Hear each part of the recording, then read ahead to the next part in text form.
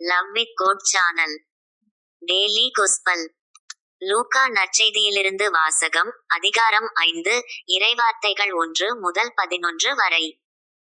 ஒரு நாள் அவர் கெனசரேத்து ஏரிக்கரையில் நின்று கொண்டிருந்தார். திரளான மக்கள் இறைவார்த்தையை கேட்பதற்கு அவரை நெருக்கிக் கொண்டிருந்தனர். அப்போது ஏரிக்கரையில் 2 படகுகள் நிற்க கண்டார். மீனவர் படகை விட்டு இறங்கி வலைகளை அலசிக் கொண்டிருந்தனர். அப்படகுகளுள் ஒன்று சீமோனுடையது. அதில் இயேசு ஏறினார். அவர் கரையிலிருந்து அதைச் சற்றே தள்ளும்படி அவரிடம் கேட்டுக்கொண்டு படகில் அமர்ந்தவாறே மக்கள் கூட்டத்துக்கு கற்பித்தார்.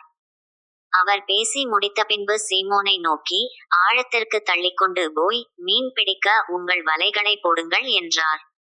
சீமோன் மறுமொழியாக, ஐயா, இரவு முழுவதும் நாங்கள் பாடுபட்டு உழைத்தும் ஒன்றும் கிடைக்கவில்லை. ஆயினும் உமது சொற்படியே வலைகளை போடுகிறேன் என்றார். அப்படியே அவர்கள் செய்து பெருந்திரளான மீன்களை பிடித்தார்கள்.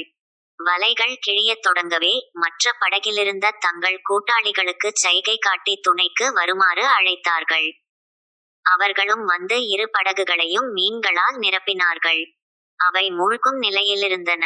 இதை கண்ட சீமோன் பேதுரு இயேசுவின் கால்களில் விழுந்து, ஆண்டவரே, நான் பாவி, நீர் என்னை விட்டு போய்விடும் என்றார்.